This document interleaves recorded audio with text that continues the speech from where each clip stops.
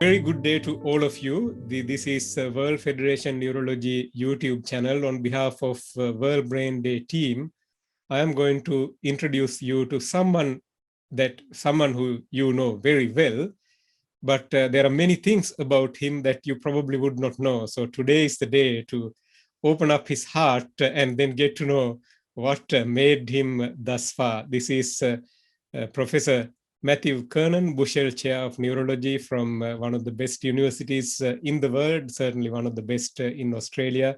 He's a very decent human being, friend and colleague, and also the first ever editor-in-chief to be appointed to a very long traditional JNNP outside UK.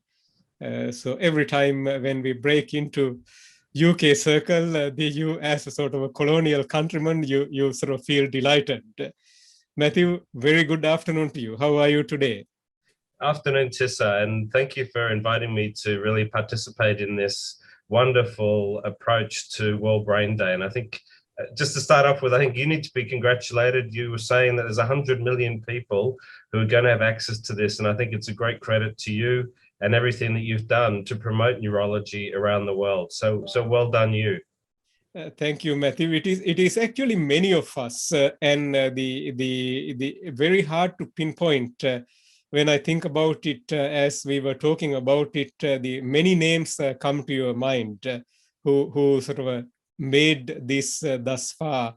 And I'm absolutely positive that we human beings are pretty smart species, and we would face through this calamity, and we would definitely see a much better world when we come out of the other end. Matthew, our viewers would like to know your journey. People like stories. So tell us your story. You can go back to as far as you wanted to, from your primary school, high school. How did you want to start this? How did Professor Matthew Kernan was baked? Well, I think you do have to have influences. So I suppose for me, I came from my parents were academic, and I liked studying and thinking, and I liked science. But I didn't really know what I was going to do. Like everyone, I wanted to play football for Australia, be a rock star or a guitarist. But then you realize that you probably don't have any of those aptitudes. And for me, it was probably during my early teenage years, I broke my leg, my femur. And because I was growing, they said you have to be in traction. So I was in traction for 3 months in Wollongong Hospital. And I got to know the doctors and nurses, and I was in a children's ward, and I saw everything from, hemophilia, cancers, appendix, tonsillectomies, skin lesions. And I thought, wow, this is really fascinating. And I thought to myself, if I could ever get into medicine, that's what I'd like to do. Then I suppose the reality is, as you start getting older at school, you think this is not going to be a very straightforward discussion, because I didn't think I'd get into medicine. So I sat for my high school certificate thinking that I'd probably do science and maybe try and do medicine later. But I was lucky. I had good teachers. I was over in Ireland at this stage, and I got into medicine at University College Dublin. And then my father was teaching Australian history in Dublin. So then I came back to Australia, to the University of Sydney, to do medicine. So I did 1 year in Ireland, and then did the rest of it, basically restarted again in Sydney. And then I began my clinical training at Royal Prince Alfred. I suppose at that stage, I thought, I didn't know what to do. And I think because I'd broken my leg, I thought I'm going to do orthopedics. And I got an orthopedics term as an intern. And I liked it, but it was really very much applied carpentry. And I have to admit, I'm not the most practical of people.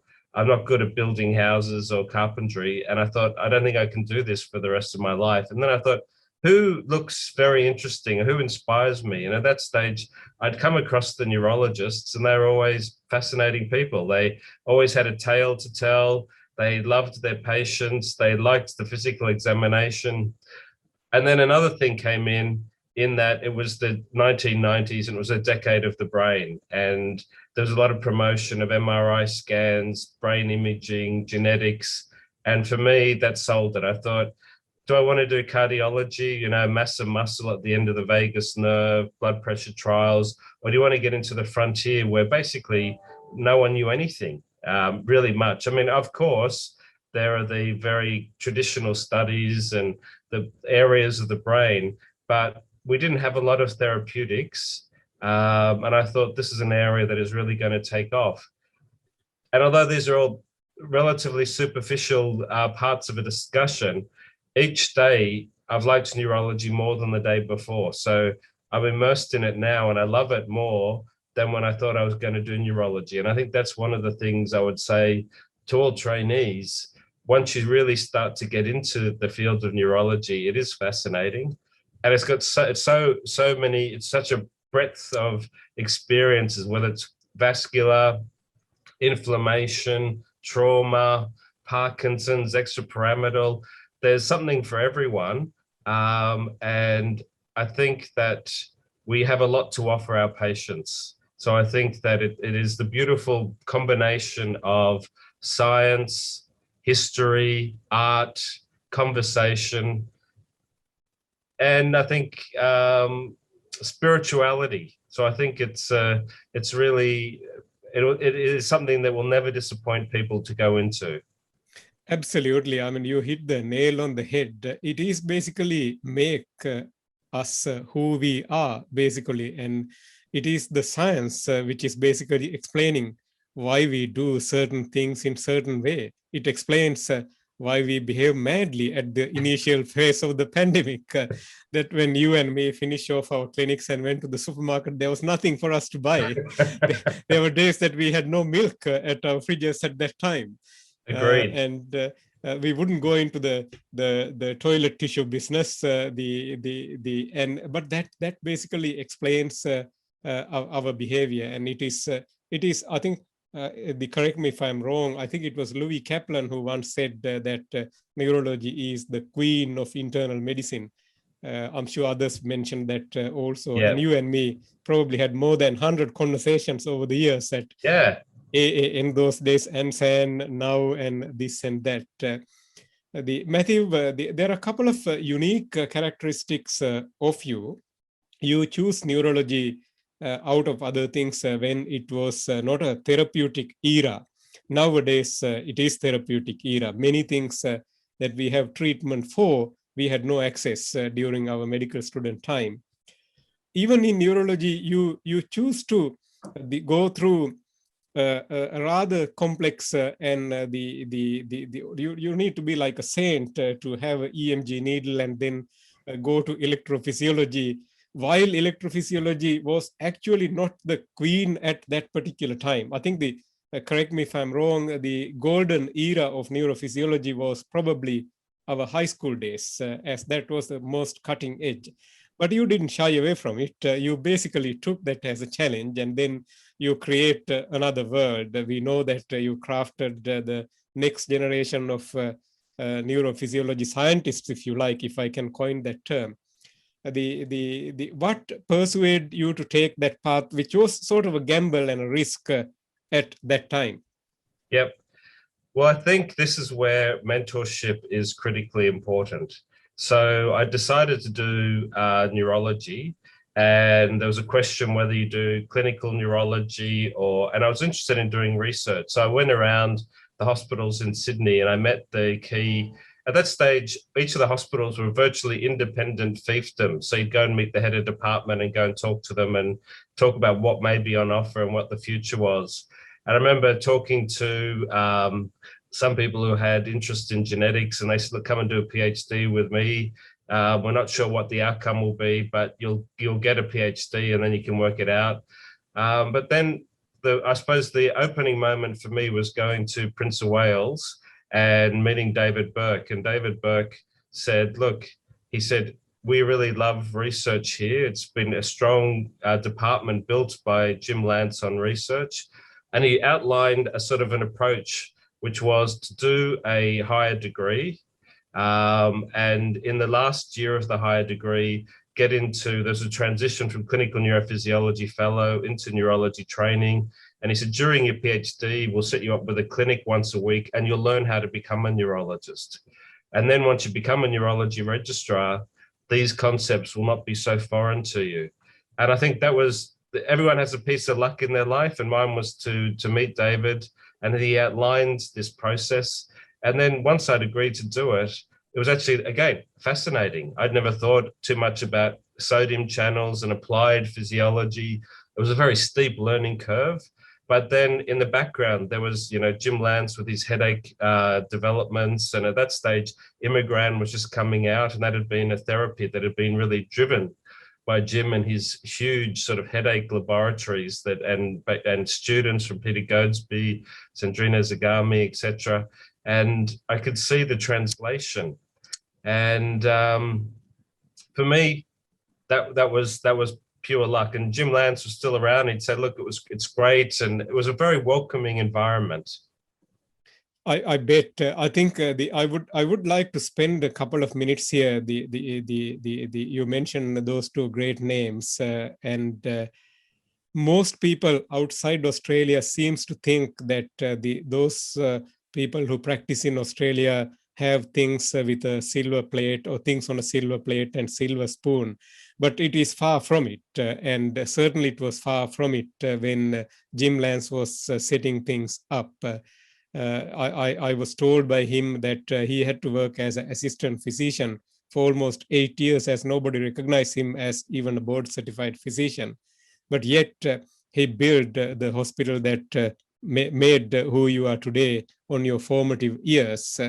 I think I wouldn't mind hearing from you that whether you live in the most resource-limited place or most challenging place, why you should still advocate and keep developing things from the scratch, as eventually brain health matters, and we should be able to convince our policymakers and funders to support us wherever we are, no matter how long it would take. And that's what our predecessors did in Australia. Absolutely. I think you need very strong advocates, and I think we've seen a model of this roll out over the last few years, and that's endovascular clot retrieval. So I remember, again, at the very beginnings of my neurology registrar training, going to see AAN meeting at that stage, Australian Association of Neurologists, Steve Davis, talking about penumbra and looking at what penumbra was and shadows and trying to understand that process. So that was really for himself and Jeff Donnan and the stroke groups, particularly through Melbourne, an understanding of vasculature contributions to stroke and then a therapy.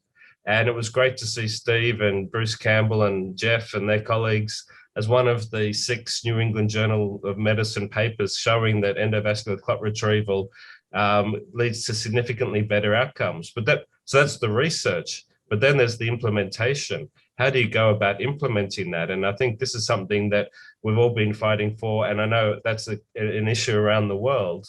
But in Australia, it required a lot of people to be advocating to try and say, well, look, firstly, we need to train more neurologists to have expertise in the actual physical approach, as well as, and that involves the imaging and working with our colleagues from radiology and surgery and trying to do this in a cohesive fashion and in a multidisciplinary fashion. So I suppose one of the risks is that someone could be doing it in the middle of nowhere without understanding fully neurology, but thinking it's just pulling a bit of a clot out of a blood vessel. But that's not going to lead to the best outcomes. It's about having the right history, understanding the clinical examination, making sure that that area of the brain is the one that's the critical part. And then, of course, having the clinical skills to go and do it. And I think the implementation of clot retrieval is one of a real miracle in our time. And I think it's really fantastic to see it now, state of the art and assumed. So now, we're on call and people are, ringing in from around the state and the services are in place. Patients get transported, they get the appropriate therapy, and it's really fantastic. Absolutely. I think by bringing Steve and Jeff, you connect the other 2 dots also. I think the first thing that you mentioned about those great people and mentors, this is common theme of every great person that I have been interviewing over the last couple of weeks, that the luck of meeting a good mentor and a great mentor. And from mentee's point of view, taking that opportunity and the making the most of it, and then the getting the best outcome, the getting the best person out of you as best as you can. And the second example that you taken from Jeff and Steve, I had the good fortune of working with them on most of those papers. Working with them is like playing contact sports.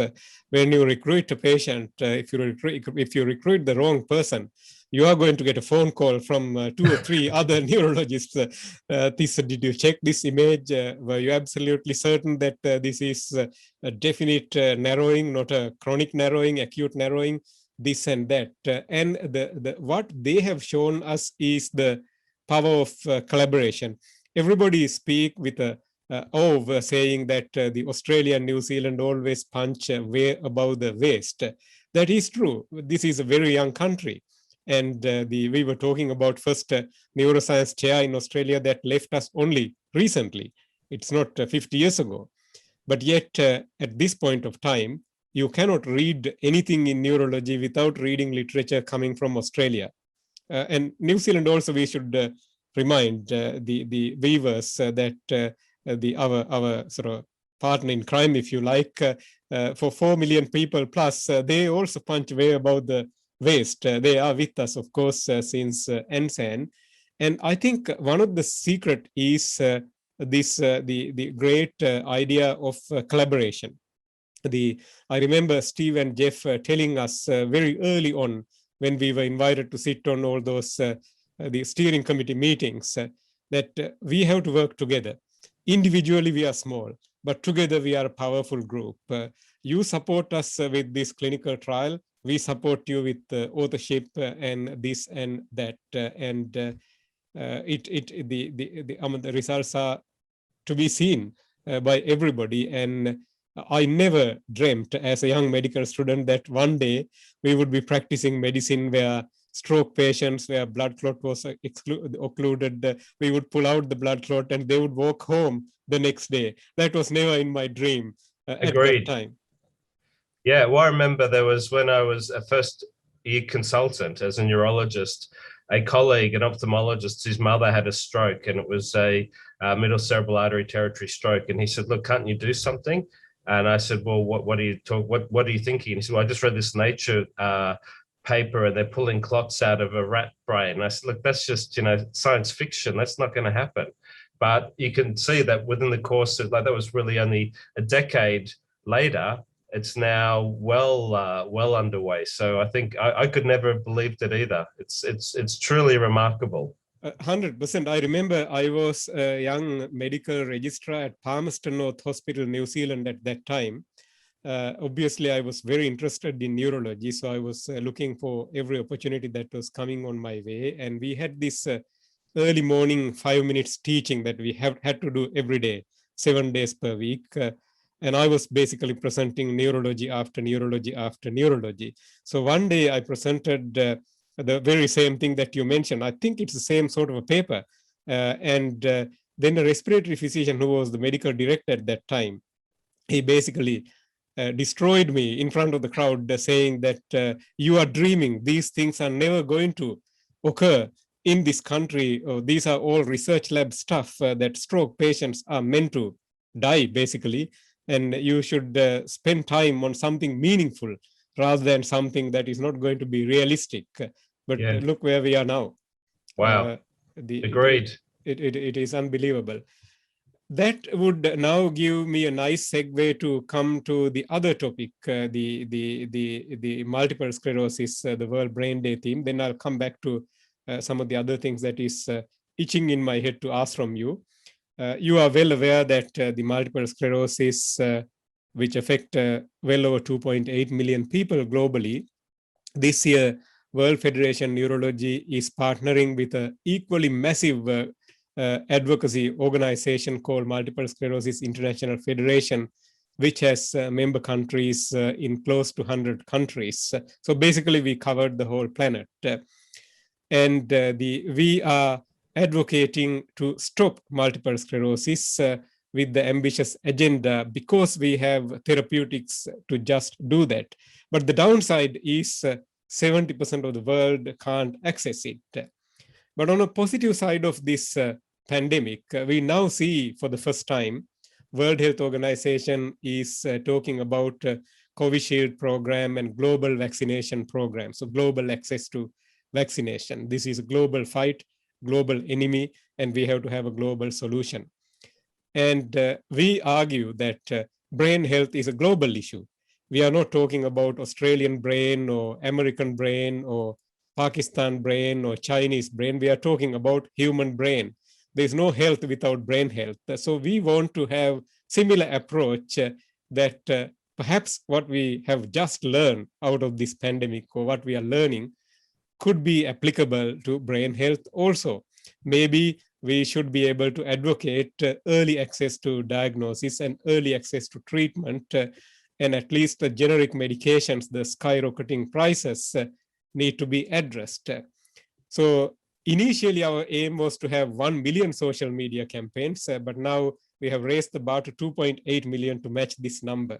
So if we get 2.8 million social media posts, then we would reach maybe 250 million people this time.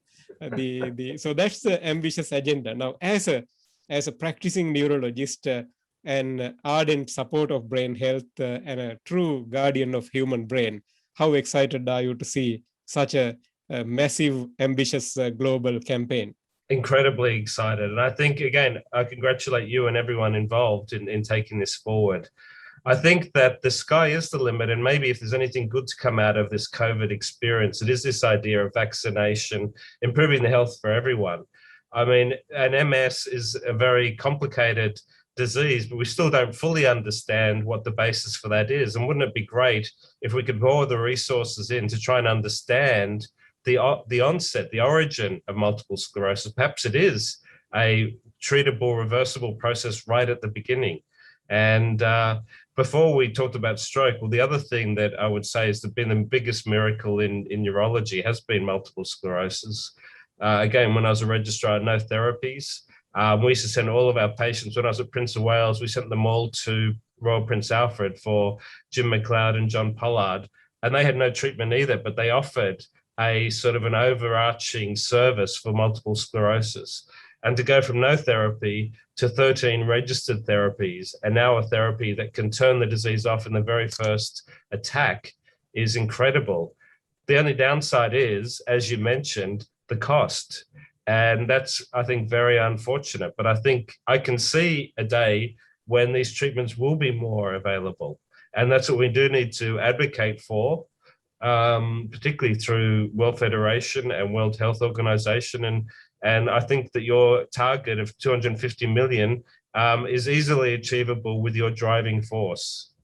Absolutely. And as part of this storytelling, I bump onto Professor Austin Sumner rather accidentally a few weeks back. And then I think we talked to each other for well over an hour. It will be deposited in WFN archives permanently. Wow. The fascinating thing is, Matthew, he was telling me that years ago, before probably you and me were born, him and Ian MacDonald, as young blokes, in very cold, wintry days in Dunedin, they were basically stripping pardon my language, experimental cat models, leg nerves, and demonstrating to the first time in the world that diphtheria toxin is indeed responsible for demyelination, which you and me nowadays quiz young medical students and young residents to catch them. Hey, tell me, what's the differential diagnosis for Guillain-Barre syndrome in Australia? There are only 3 things, and one of them is diphtheria toxin, and almost never they answer this. But at that time, they were trying to understand the disease mechanisms. They probably had absolutely no clue what multiple sclerosis is. Here, you and me in 2021, on the back of Zoom in more or less lockdown sort of environment, we are chatting away how we can almost cure multiple sclerosis and how we wanted to accept therapeutics. I think it just tells us how critically important basic science research, the disease mechanisms, so on and so forth, isn't it? Absolutely. And I think that's the diseases that we're not yet able to treat. The real issue is that we don't understand the pathophysiology properly. So you do need that very basic science approach. You have to understand it at a almost like a molecular level now these days, but you have to understand the pathway. And if you don't get the pathway, then it's still going to be a bit of luck, bit of shooting in the dark. And, hopefully we'll see some of these other dominoes fall, including Alzheimer's disease, dementia, motor neurone disease, frontotemporal dementia. There's some, horrible conditions that we still need to try and turn around. That's actually was going to be my next question. You were absolutely right. I think this is our opportunity, but you saw this opportunity long time ago, and you again took a risk and a gamble. You decided to dedicate your life or the academic career to unravel mysteries behind motor neuron disease. I hope others would forgive me when almost everyone else was not interested in it at that time, because it is a hard yakka thing. But I absolutely agree. And the next phase of our evolution is cracking the code of these disorders, which I like to lump together. So tell us your journey in that area, and why did you take a gamble again by taking a sort of very high risk approach when everyone else was going to go for the low hanging fruit? You again sit tight and put on your belt and decided to get ready for the long, arduous journey. Well, it's certainly a challenge, and I wish, to be honest, I wish we were doing multiple sclerosis or stroke at times, because it is very hard. I think when we started doing motor neuron disease, it was a neuromuscular condition. And in fact, I remember we'd hear the fundraisers, it would be David Niven saying, trapped in a body, but the mind is intact. And there wasn't really much of consideration of the higher centers. And I remember going to a conference and coming across a Canadian called Andrew Eisen, and I was presenting my neurophysiology results in MND. And he said, look, that's all very interesting, but that's probably the end of the station. Like, why are you concentrating there? Why don't you go further upstream into the brain? And in a way, I thought he was almost like pulling my leg. I thought it was a bit of a joke. But then, having met him quite a few times, he started producing this concept that there's something more upstream. And I was interested in trying to study the pathways. But in fact, it's very hard to get inside the brain. And one of the ways we could do it was transcranial magnetic stimulation, but not very reliably. I think, though, that what's really transformed this field has been the discovery of genes that cause both motor neuron disease and frontotemporal dementia, Parkinson's, Alzheimer's disease. So this C9 open reading frame, C9ORF, and that has shown that these are all cousins in a family. And I think that is intriguing. And maybe there are going to be there's commonalities across this. And I think that we've also tried to take the approach that you've mentioned with Steve and Jeff. We've tried to go around Australia and say, look, why don't we all work together and do it as a common approach? And we've been very fortunate to have very strong supporters, including Fight MND and Neil Danaher, the football player, who only yesterday generated $6.5 million from one football match to support motor neuron disease research. So it's by having community buy-in, having neurology buy-in, having the multidisciplinary groups, and then also interacting very carefully and closely with our international partners, have we got any chance to try and cure this? I think that a good example of a very quick therapy is the pediatric form, spinal muscular atrophy. But that's only one gene causing the disease. Whereas the trouble with ALS is it seems to be polygenetic plus all the environmental triggers that we know about. So whether you're, high performance athlete or war veteran, stresses, hit by lightning, all these various things are linked, and it's not a straightforward jigsaw. I suppose it's like trying to do a jigsaw of space where everything's black and you can't really orientate the pieces properly. I think you're absolutely right. I was reminded of one of the Professor Vladimir Hachinsky's recent papers. I can't remember the whole nitty-gritty. He was, if I got it right, I think he was basically talking about preventing strokes in the London, Ontario, in a sort of multi-ethnic, typical sort of Australian type community. And then their interventions, while they reduced strokes from about 32%, they also reduced dementia from about 7 to 8% also. Maybe there are some vascular loops or vascular involvements, trauma, neuroinflammatory things. Last year, basically, I was telling my residents and even my children and my wife, I was telling them that although I was always passionate on neurology and medicine, I don't think I learn this fast any year compared to last year. Yeah. Although we were really hit hard with COVID-19, my registrars and residents thought that I have gone mad. I was basically plotting all kind of cells, neutrophils, platelet, white cells, how they behave, why my patients are behaving in this way and that way. Of course, they were converted to manuscripts also. I think we put together like 30 or 32 manuscripts last year, giving headaches to many editors. But it really, the change the way that you are thinking, how much human body is interconnected. So I think you are spot on. I think you're right on the money.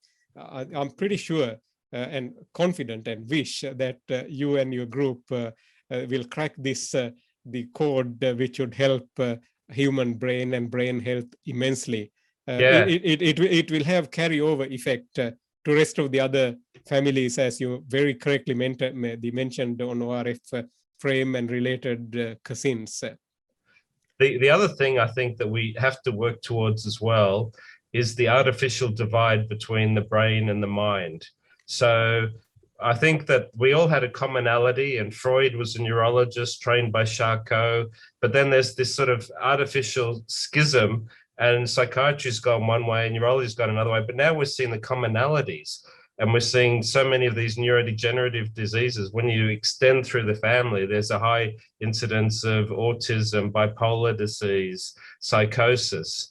And then similarly, we don't have any great therapies yet for first onset psychosis in young people. We don't have great therapies for autism. Can we take some of the great workings, inflammation, MS day, take some of those therapies and try to alter the course of first onset psychosis? I think we're seeing now all of the brain and mind clinicians and scientists coming together into one extended family, which I think will be a triumph for all of us in the next decade.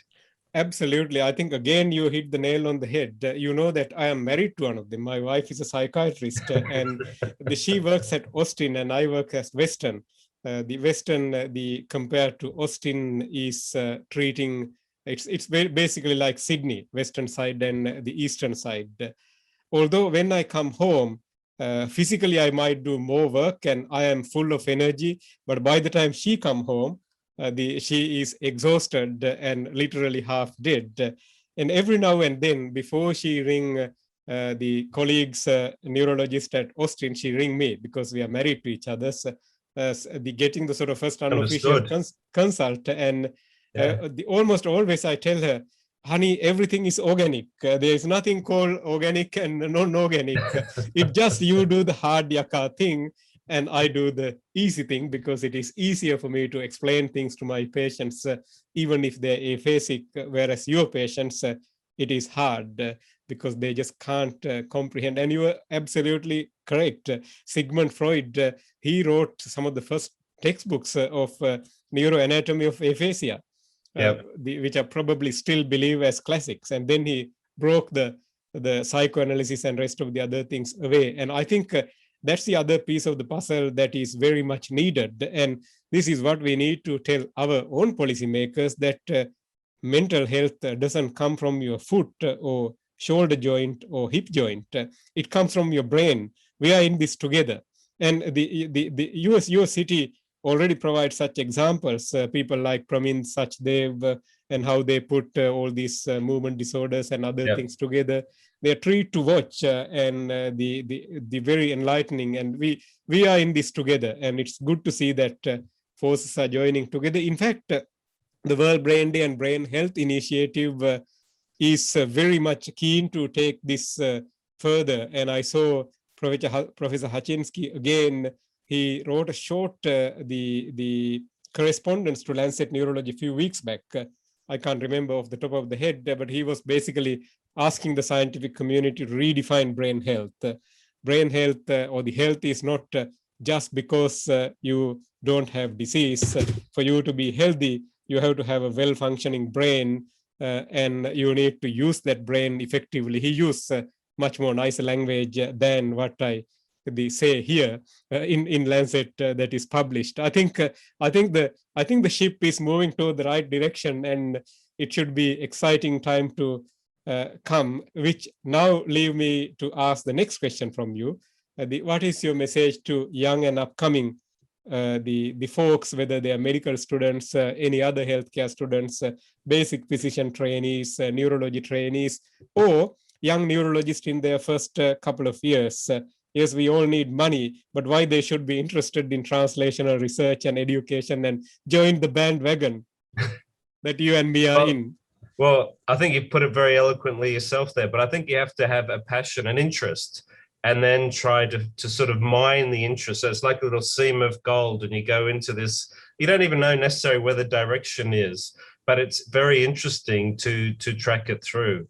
And I think that, you know, I think all fields are incredibly exciting.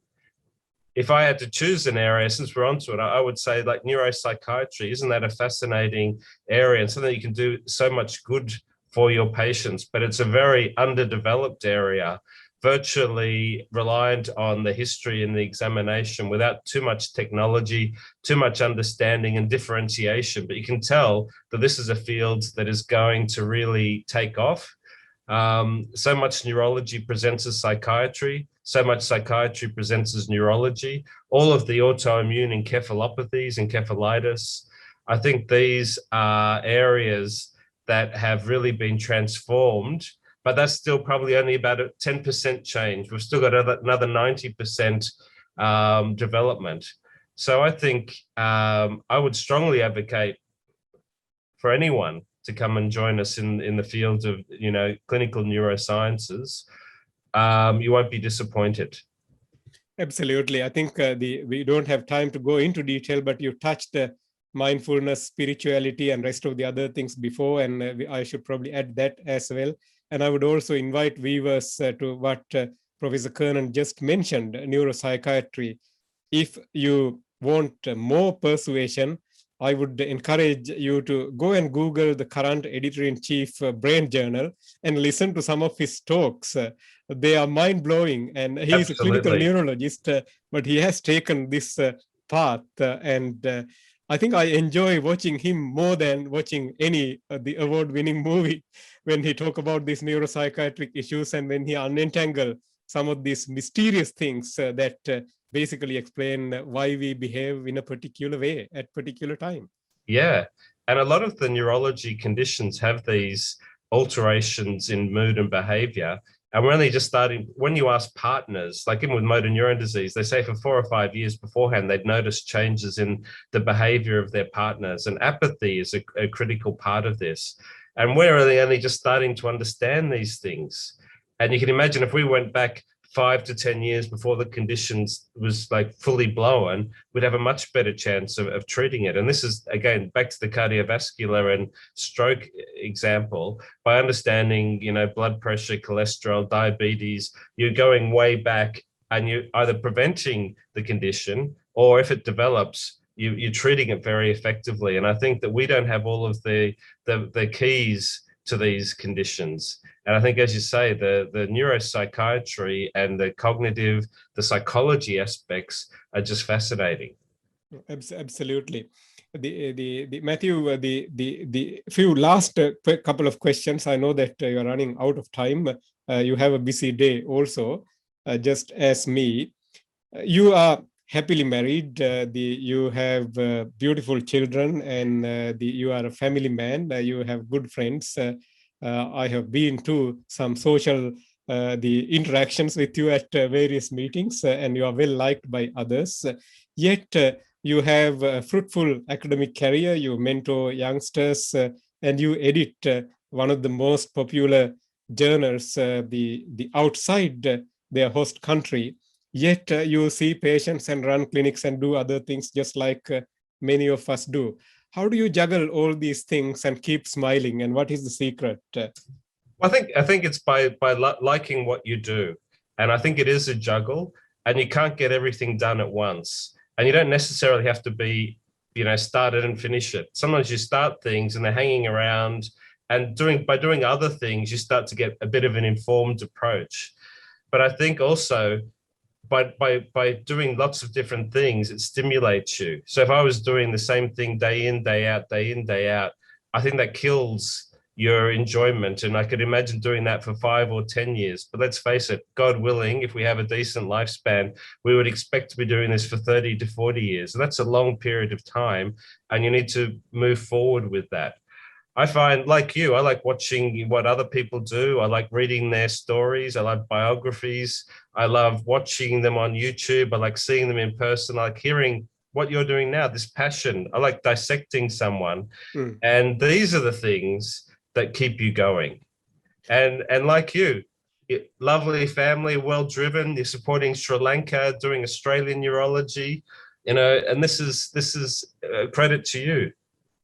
I think you're absolutely spot on. You know what, Matt, throughout this discussion, although two of us are getting older, we must have made new synapses. We must have made new connections because our discussions were reasonably high level intellectually, and we both know that that's the sort of the fertilizer for brain. Brain thrive on the inquisitiveness and curiosity. Absolutely. And that's another reason that why youngsters should be interested in what we do. The one last question: if someone were to Google Professor Matthew Kernan, tell us something that they wouldn't find in Google about you that you are happy to share in open sphere. Well, I like to think that I'm a musician, but my wife and my family say that I'm not. I love, you won't see too much about it, but I'm passionate about music and about performing and being involved in music. But unfortunately, my creative production has not made it out into the Google and Twitter sphere as yet. Right. But maybe with some practice. But the other thing is, I probably don't have the aptitude. So even if I practiced it, I wouldn't be able to do it like I could imagine someone who had the skill and craft to do it. So perhaps it's a dream sequence, but it's certainly something that I love. Matthew, thank you so much, and all the very best with all your future endeavors, grants, research students, patient care, and your unraveling mysteries behind neurodegenerative disorders, motor neuron disease in particular. And we wish you well. And thank you very much for your support for ongoing World Brain Day campaigns. Please help us by spreading the message and get to that 2.8 million social media post campaign. I'm determined to get this done. I know that if we hit 2.8, it's easier to get close to that 250 million mark because there's no health without brain health. We need better brains for a better world, and we are both optimistic. That's the only language that we both know. And we want to see a better world as we come out of the other end from this pandemic, whenever that would be, whether it is 2 years, 3 years, 4 years, or 5 years. But we are not going to give up. We will continue to do our very best to support humanity as best as we can. Stay well and stay safe and take care. And thank you, Tissa, really for taking this campaign forward, for spreading the word, brain health. And I look forward to catching up with you in person and continuing on our discussions. Absolutely. Take care. All the best. Thanks.